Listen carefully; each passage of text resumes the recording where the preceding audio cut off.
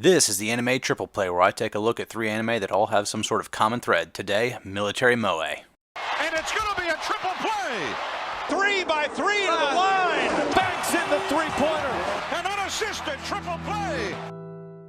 It's hard to tell where the subgenre military moe really got its start. Some might say that Gunbusters can claim to be the first. Others might point to the litany of girls with guns shows that came out during the late 2000s. But what I'm talking about is the natural, logical progression of the girls with guns subgenre. True blue, cute girls doing cute things in a military setting or with military gear and equipment. And if you're using that criteria, Upotte is definitely the first. First released as a manga in 2009, it got its anime adaptation in 2012, along with Girls in Panzer. And the subgenre has just been growing ever since. With the tagline, "These aren't girls with guns, these girls are guns," my previous point about this being the logical conclusion of the girls with guns subgenre becomes apparent. The show focuses on our core group of 4 friends who are in middle school. Yeah, sounds real original, I know, right? But here's the twisty bit. They are the human manifestations of assault rifles. And when I say human manifestation, I literally mean that. Like, every detail has been taken into account. If a particular gun is known for jamming a lot, that particular girl that represents that gun might have a stutter. If a gun is known for being finicky with the type of ammo it likes, that girl might be very picky about her food. And if a gun has a skeleton stock instead of a full butt stock, that girl might be wearing a thong instead of panties. Wow, this show really left no stone unturned. And of course, where would we be without national stereotypes? And the trivia doesn't really just stop there either. If a gun was modeled after another gun or made in response to that gun, the girls who represent those guns might actually have affection for one another. For example, Elle has a lot of affection for Fal, and that's because the L85, which she's modeled after, was made in response to the FN FAL. There's also a high school and an elementary school on the campus. All the high schoolers are battle rifles and all the elementary school kids are submachine guns. And if you know anything about guns, you know that an intermediate cartridge or a middle cartridge is commonly used in assault rifles, a full cartridge is used in a battle rifle, and a pistol caliber cartridge is used in a submachine gun. That's funny. See what they did there? Also, look at these submachine guns, they're so cute!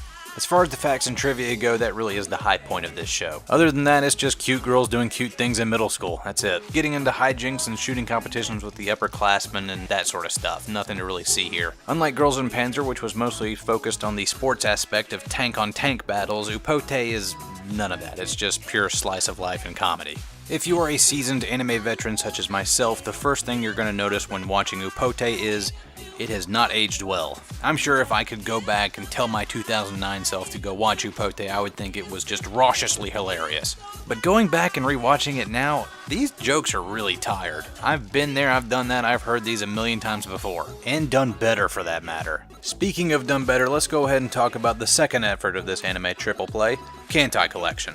Kantai Collection began its life in 2013 as a web browser free-to-play video game. Now steadily over time it got a huge fan base, a whole lot of fan art got made, it got some manga releases, and in 2015 an anime release, which excited the hell out of me because if there's one thing I know more about than guns, it's World War era naval history. Kantai Collection actually ditches the whole trivia and facts aspect of this and focuses more on slice of life and the overarching plot of fighting the Abyssal Fleet. At some point in the near future, the Abyssal Fleet came from the depths of the ocean and took over the waves, making life on or near the water pretty much impossible. Thus, the combined navies of the world sought out girls who had the souls of battleships in their hearts. No, I am not making this shit up. Somebody else did that. Somebody who is now very, very rich.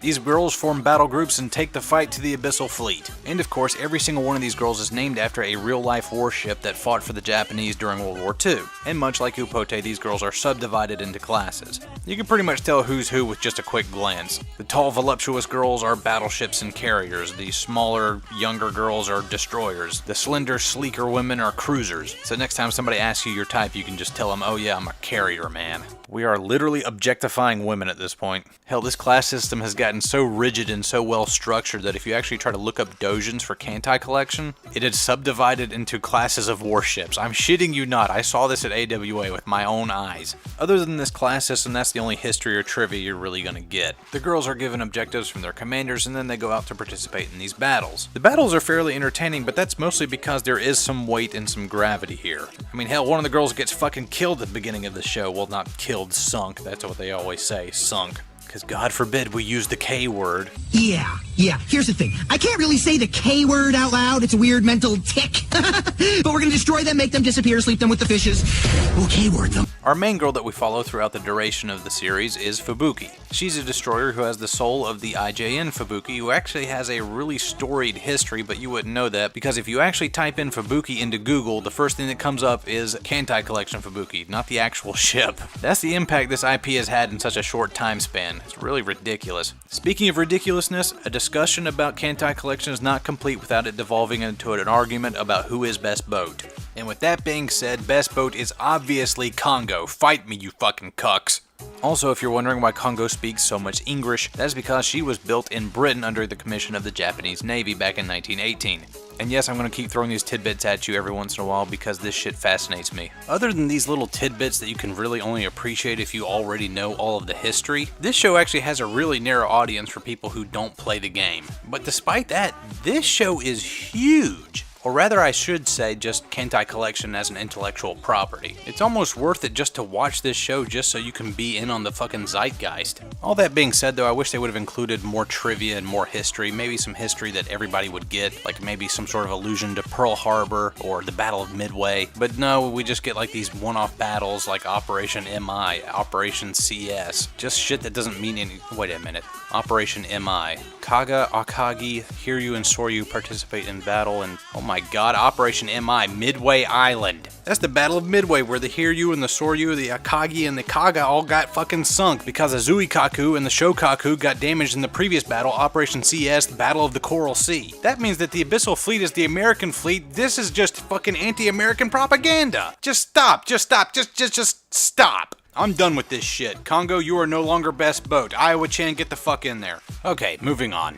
High School Fleet, which actually hit the airwaves in the spring of 2016. But during its production, there was a manga release of it in December of 2015. Throughout its production, it seems like High School Fleet was always laser focused on becoming the next big thing. If you remember back in the spring of 2016 and in the winter of 2016, there was actually a pretty big media blitz for it, due in no small part because Aniplex decided they were going to back this thing full force. Heck, I went to MomoCon in 2016 and the Aniplex USA booth was just handing out promo cards of this left, right, and center. Even with that huge media blitz, it really didn't amount to much. This show went under most people's radar, which is a shame because it's a really solid show. Sometime in the near future, the Earth's oceans have risen dramatically, reducing most of the landmass on Earth to just a few small islands. In order to patrol these new waterways, the existing government set up the Blue Mermaid Corps, who patrol the new waterways, keep law and order, and do search and rescue. Every girl dreams of being a blue mermaid, but those with talent get to be on the biggest, best ships. Our main cast